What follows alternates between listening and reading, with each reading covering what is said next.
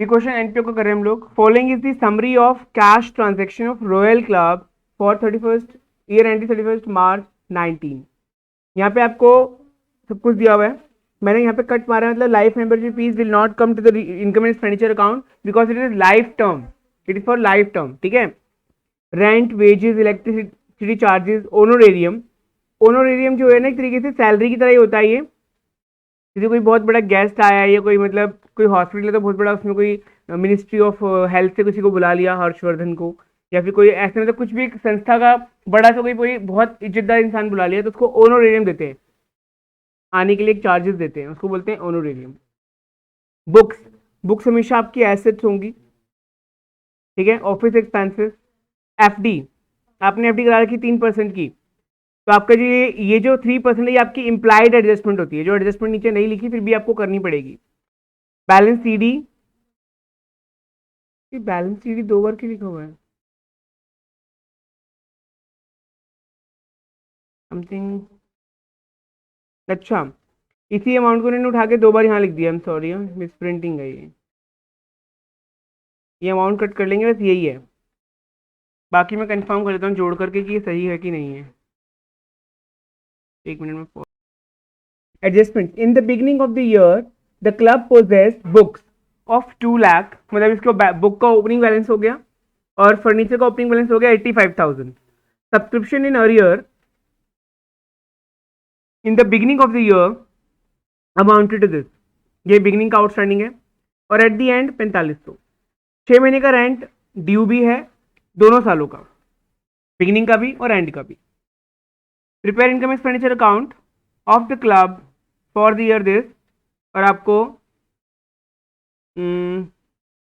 It's balance sheet as at that date, मतलब 31 मार्च 2019 की balances रखे हैं, किसके, फर्नीचर के और बुक्स के।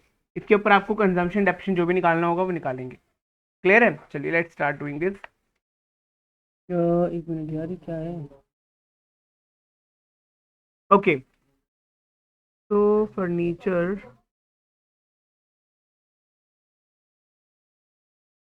देखिए पहले हम लोग यहाँ पे क्या करेंगे, सब्सक्रिप्शन। सब्सक्रिप्शन रिसीव्ड कितनी दे रखी है आपको, 1,60,000। उसमें आप लोग जोड़ोगे आउटस्टैंडिंग एट दी 4,500 और outstanding at the beginning that is 100। Income side में और क्या क्या आने वाला है, entrance fees, donation, profit on entertainment. Entrance fees, donation, profit on entertainment.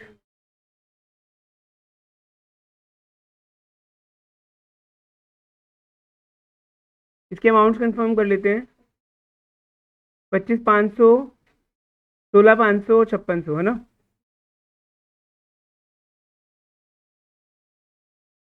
और 5600, चलिए जी।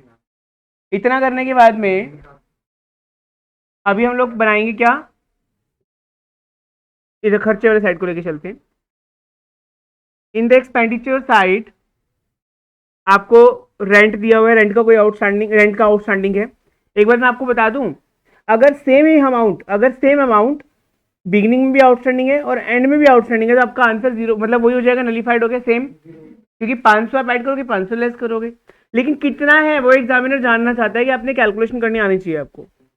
6 महीने का रेंट ड्यू है, इसका मतलब जो हम पे करते हैं सिर्फ 6 महीने का ही पे करते हैं, कि हम पूरे साल का पे करते हैं।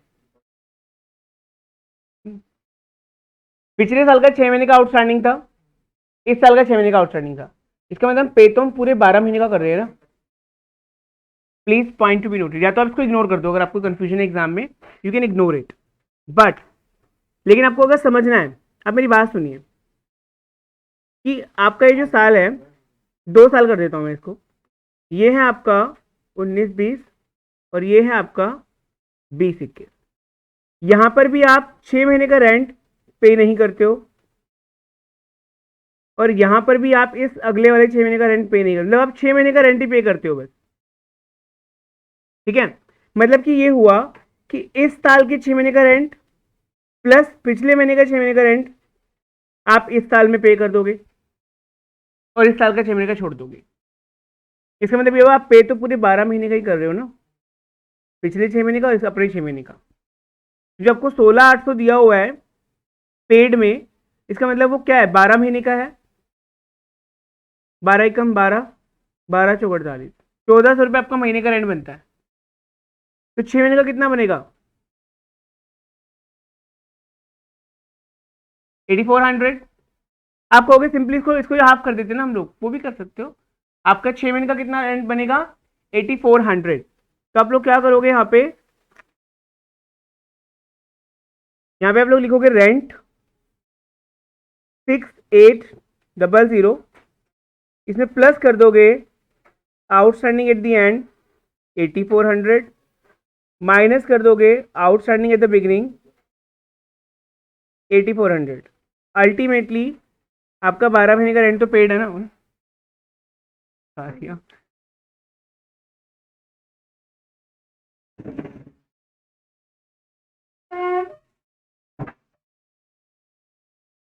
ठीक है, 12 महीने का रेंट पेड है। अब आगे आइए जल्दी से, उसके बाद में आपका वेजेस, इलेक्ट्रिसिटी चार्जेस, ओनोरेरियम, इसमें तो कोई चेंज नहीं है, तो इसको ऐसे लिख देते हैं, वेजेस, इलेक्ट्रिसिटी चार्जेस और ओनोरेरियम। अमाउंट डाउट है, रेंट में, रेंट में डाउट है, रेंट में। Okay, I clarify you. Wages 24,500, 7200, 43,500। और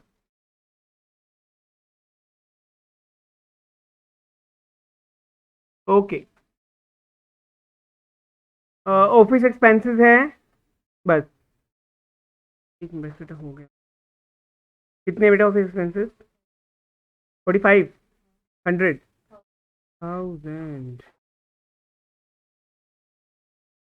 बेटा वो अलाइनमेंट भी तो नहीं आएगी ना, वो 100 वाली लाइन में चली जाएगी। देखिए फिर डेप्रिसिएशन, डेप्रिसिएशन आपको साफ साफ दे रखे नीचे, एक तो फर्नीचर का और बुक्स का, आपको कुछ कैलकुलेट नहीं करना है। ये रहा 5,000 और 11,300।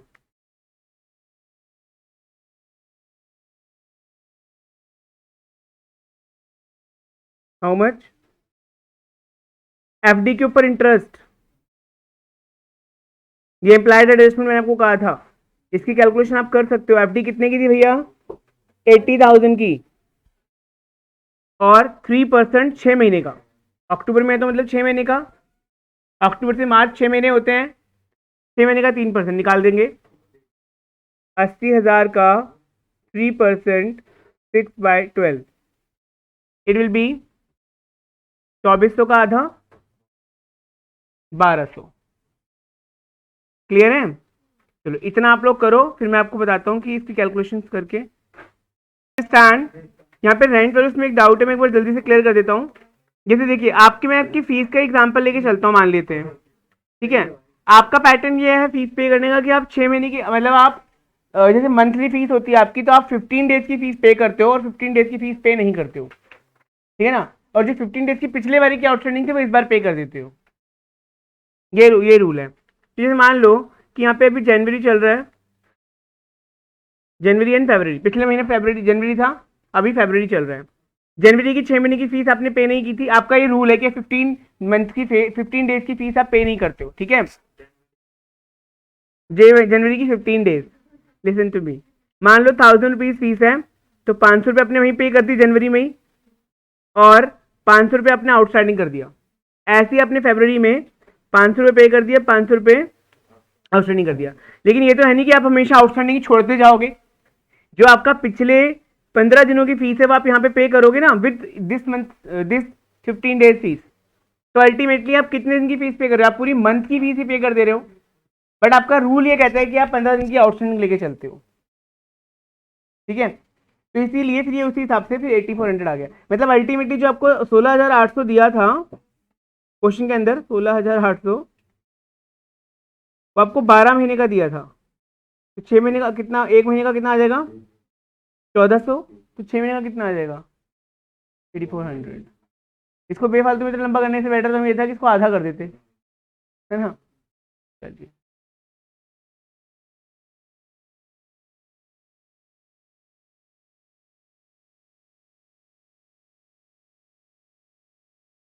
अभी इस क्वेश्चन की तरफ आगे चलते हैं। बैलेंस शीट बनानी है, बैलेंस शीट भी बनाते हैं इसकी जल्दी से। बैलेंस शीट की दोनों बोली है क्या, नहीं हम लोग अभी इनकम एक्सपेंडिचर में रह जाते हैं, बैलेंस शीट नहीं बनाते हैं, ठीक है ना।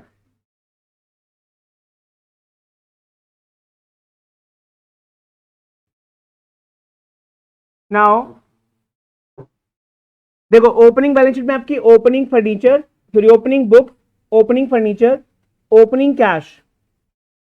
आपका हमेशा ऐसे दिमाग चलना चाहिए कि ओपनिंग एसेट्स को लो, ओपनिंग कैश को तो लेना ही लेना है, और यहाँ पे जो उसने बोला कि 6 महीने का रेंट आउटस्टैंडिंग 8400 वो भी आपको लेना है।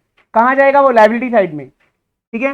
और कैपिटल अपने आप आ जाएगी, फिर क्या आ जाएगी कैपिटल। चलिए तो कैसे बनाएंगे, यहाँ पे हम एसेट साइड लिख लेते हैं पहले, बुक्स, फर्नीचर,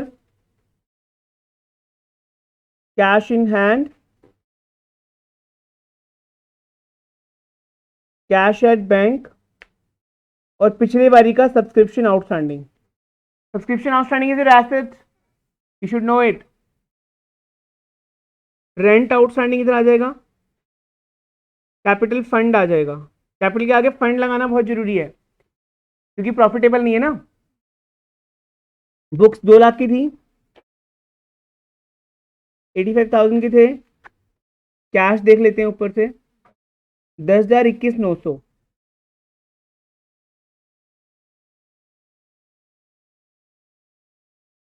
और ये था पिछले साल का मेरे ख्याल से 4500 या 3500। यहाँ से देखो ना, यहाँ से आउटस्टैंडिंग बिगिनिंग 3500 था।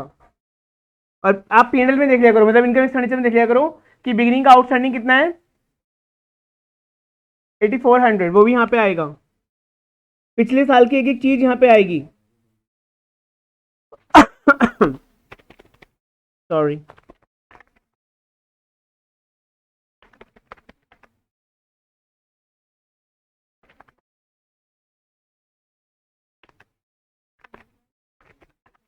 ये आपका आ गया 3,12,000। That is your capital fund of the beginning. ये ओपनिंग कैपिटल आ गई, this is your opening capital.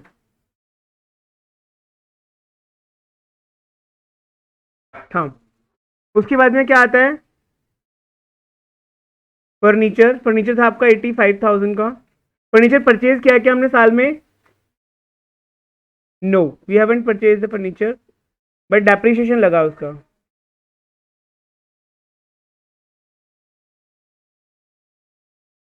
$5,000, it will come out as 80,000। उसके बाद में क्या था, yes subscription outstanding, rent outstanding,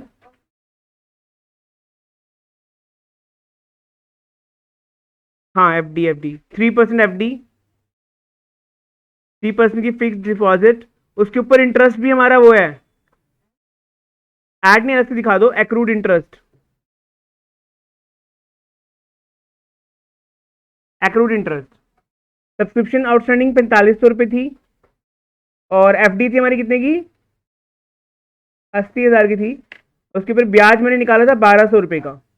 देखो आप लोगों को एक चीजें तुम खुद से करोगे तुम्हारे दिमाग में आती रहेंगी कि एफडी है तो उसका ब्याज भी आएगा, और ब्याज हमें मिला नहीं अब तक, क्योंकि अगर मिला होता तो रिसिप्ट पेमेंट में यहाँ पे लिखा होता, रिसिप्ट साइड में अगर मिला होता तो यहाँ पे रिसिप्ट में लिखा होता, नहीं मिला इसलिए वो एक्रूड है, मतलब मिलेगा बाद में, तो एसेट है। लाइफ मेंबरशिप फीस, ये एनपीओ की लाइबिलिटी होती है, ये एनपीओ की लाइबिलिटी होती है। उसके बाद में और भी चीज ढूंढो यहाँ से, बस उसके बाद बैलेंस, उसके बाद बैलेंस। 2000 और 24,200, ठीक है। Cash in hand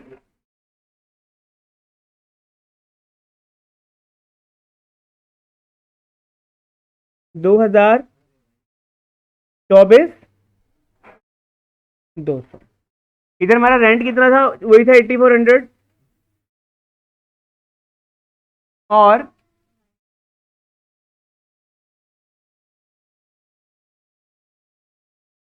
life membership fee 25,000।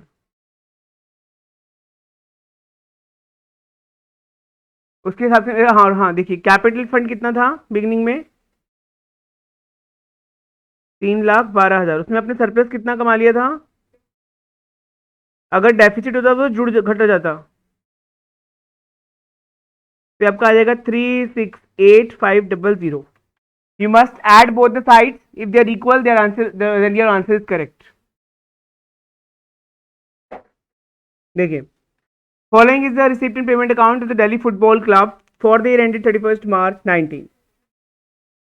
Here opening balance दिया हुआ है, donation for building it's specific donation will come in balance sheet. Donation, government grant, youth talent search and development, मतलब ये भी स्पेसिफिक ग्रांट है, तो it will also not come in the balance sheet, sorry income expenditure. Life membership fees कभी आती ही नहीं है। Match fund, it is of fund based accounting, I tell you fund based accounting in a minute. Subscription, local rent, interest on investment, इसका मतलब investment भी कोई asset रही होगी इनकी, फर्नीचर बेच दिया इन्होंने, बुक वैल्यू 80,000 का। एंट्रेंस फीस, क्वेश्चन पढ़ते पढ़ते आपके दिमाग में आ जानी सब चीजें। देखो, गवर्नमेंट से उनको ग्रांट मिला टैलेंट हंट के लिए 1 लाख रुपए, लेकिन उन्होंने खर्चा कितना कर दिया, 90,000 रुपए प्रोजेक्ट एक्सपेंसेस। बताओ बाकी को क्या करें।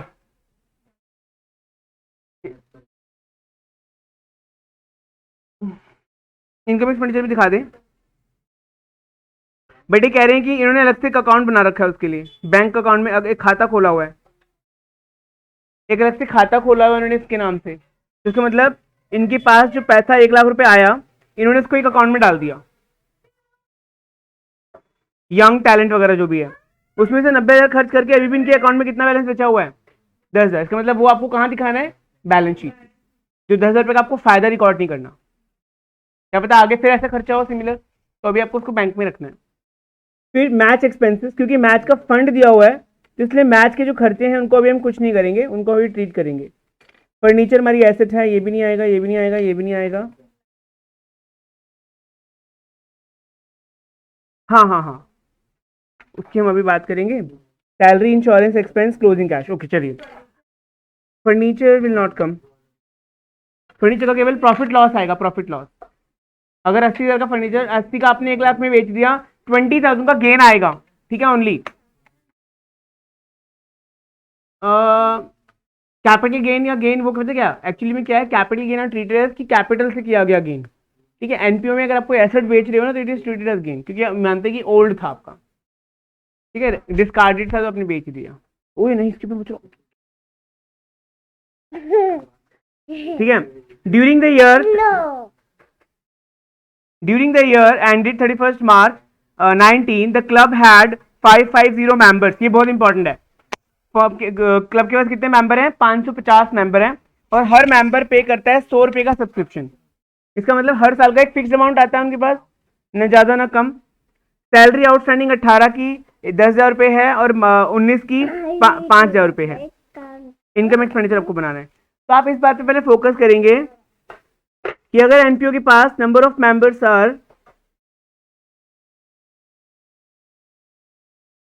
550 और हर किसी को सब्सक्रिप्शन कितनी मिल रही है, 100 रुपए, तो टोटल सब्सक्रिप्शन कितनी हो जाएगी भाई,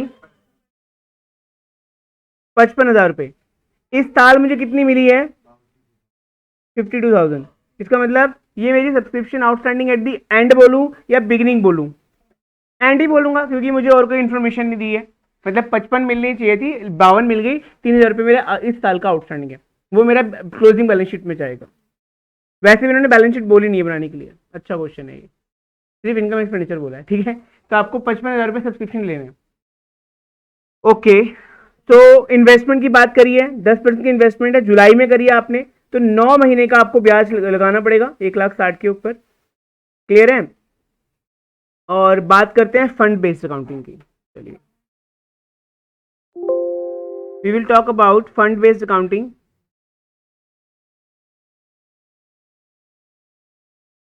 देखिए, होता क्या है फंड बेस्ड अकाउंटिंग में, अगर हम किसी पर्टिकुलर चीज के लिए फंड बनाते हैं,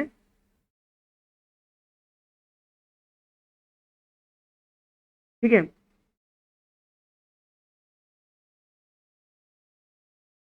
फंड बेस्ड अकाउंटिंग,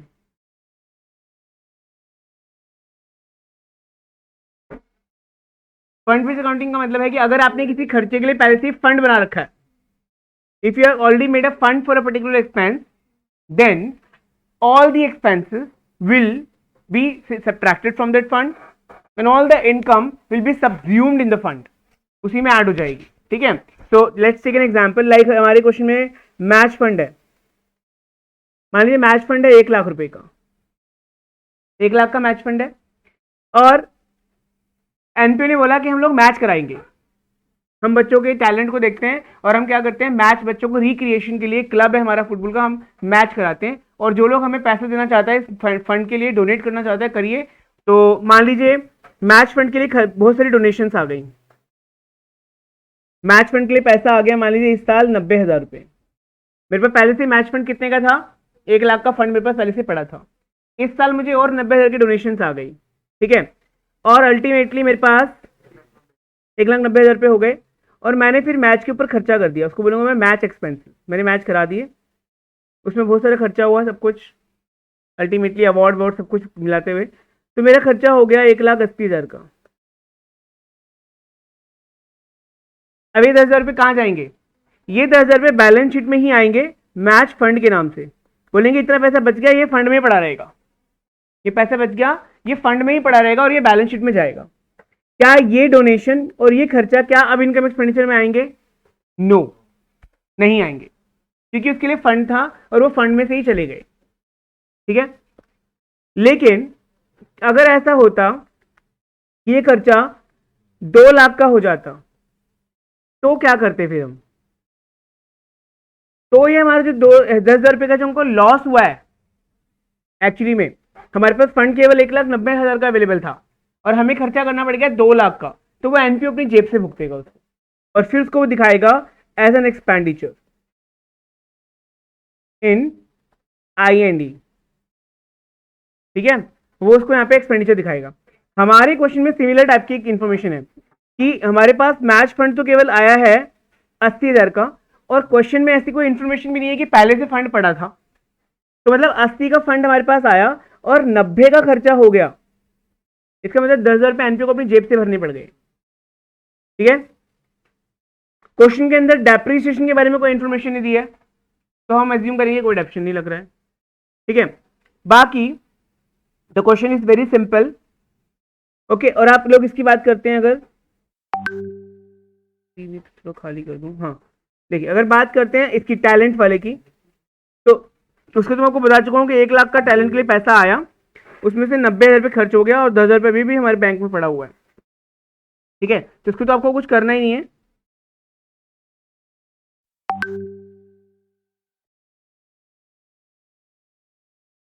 ठीक है,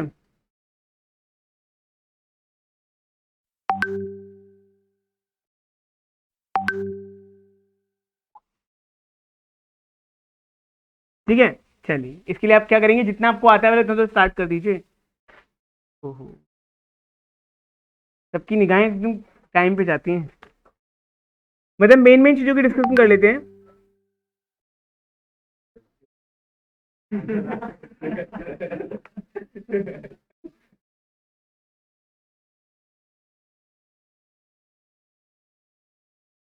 हो गया, तो मैं आपको ना एक हल्का सा वो बता देता हूँ हिंट।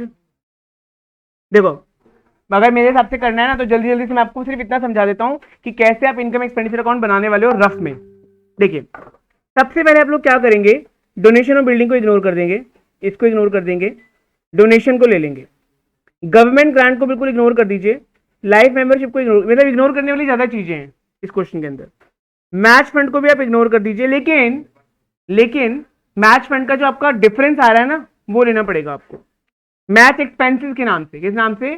क्यों ऐसा क्यों करा हमने? देखो मेरी बात समझना, हमारे पास, प्लीज लिसन, हमारे पास मैच फंड था कितने का? 80 का, और मैच फंड का पूरा पैसा खर्च हो गया 0। अब जो मैच के एक्सपेंसेस हमें एक्स्ट्रा करने पड़े वो हमारे इनकम एक्सपेंडिचर से जाएंगे। मतलब कहने का मतलब ये है कि आपने एक गुल्लक बना रखी थी 80,000 की जो पूरी खर्च हो गई। अब अल्टीमेटली आपको अपने नॉर्मल खर्चों पैसा निकालना पड़ेगा, नॉर्मल उसमें से, अकाउंट में से, ठीक है। सो ये कट गया, ये कट गया, ये आपका आएगा, लेकिन कितना आएगा? ये नहीं आएगा, 55,000 आएगा। क्लियर है? लोकर रेंट पूरा आ जाएगा। इंटरेस्ट ऑन इन्वेस्टमेंट को देखो ध्यान से समझना। अभी यहाँ पे रिसीव कितना दिखा रखा है हमको, यहाँ पे है, इसका मतलब रिसीव्ड अमाउंट शो हो रहा है। क्या शो हो रहा है? कि कितना रिसीव्ड हो चुका है। लेकिन बनता कितना था? बनता था 1,60,000 के ऊपर 10% 9 महीने का 12,000। ठीक है जी, 1,60,000 के ऊपर कितना परसेंट है? 10% 9/12 3/4 40000, ठीक है। इल बी 12,000। क्लियर? जिनको नहीं आया सब में 12,000 कैसे आया ये, तो ये 12,000 आपका आ जाएगा। लेकिन यहाँ पे 10,000 आ रहा है, इसका मतलब इसमें 2,000 भी और ऐड होगा एक्रूड के नाम से या आउटस्टैंडिंग के नाम से। 2,000 रुपये और ऐड कर देना। सेल ऑफ फर्नीचर, इतने का फर्नीचर इतने में चला गया, मतलब कि आपको 20,000 का फायदा, वो फायदा ही आएगा केवल, नथिंग विल कम हियर। उसके बाद एंट्रेंस फीस पूरी आ जाएगी। खर्चे वाली साइड में आइए, बिल्डिंग नहीं आती है, ये भी नहीं आएगा क्योंकि इसका हमें फंड दिया हुआ था, ठीक है। मैच एक्सपेंसेस भी नहीं आएंगे, लेकिन 10,000 के आएंगे केवल। कितने के आएंगे? 90 से नहीं आएंगे। फर्नीचर नहीं आता, इन्वेस्टमेंट नहीं आती, सैलरी आएंगी, लेकिन उसमें तुम क्या जोड़ दोगे? 5,000 जोड़ दोगे और 10,000 घटा दोगे। ये आप ऐड करोगे, ये माइनस। क्यों? क्योंकि ये एंड का आउटस्टैंडिंग है, ये बिगिनिंग का आउटस्टैंडिंग है। क्लियर है ना? इंश्योरेंस खर्चा है, पूरा आ जाएगा। सैलरी एक्सपेंसेस पूरा आ जाएगा। ना तो ये वाला कैश आएगा, ना ये वाला कैश आएगा। It is very simple question. आपका इनकम एक्सपेंडिचर में कितने आइटम आ रहे हैं? 1 2 3 इधर साइड में आ रहे हैं, 1 2 3 4, और इधर भी थोड़े 4 5 ही आ रहे हैं। मतलब बहुत छोटा सा इनकम एक्सपेंडिचर बनेगा। क्वेश्चन दिखने में बहुत बड़ा है, अगर इसकी बैलेंस शीट बनानी हो तो थोड़ी डिफरेंट बनेगी, ठीक है। तो आप लोग पहले इसको घर से करके लाना, मैं आपको इसका स्क्रीनशॉट आपके व्हाट्सएप पे भेजता हूँ, ऐसा क्या ऐसे ही, ठीक है। आप लोग तो देखिए प्लीज करके लाना, लेकिन डोंट टेक इट अदरवाइज।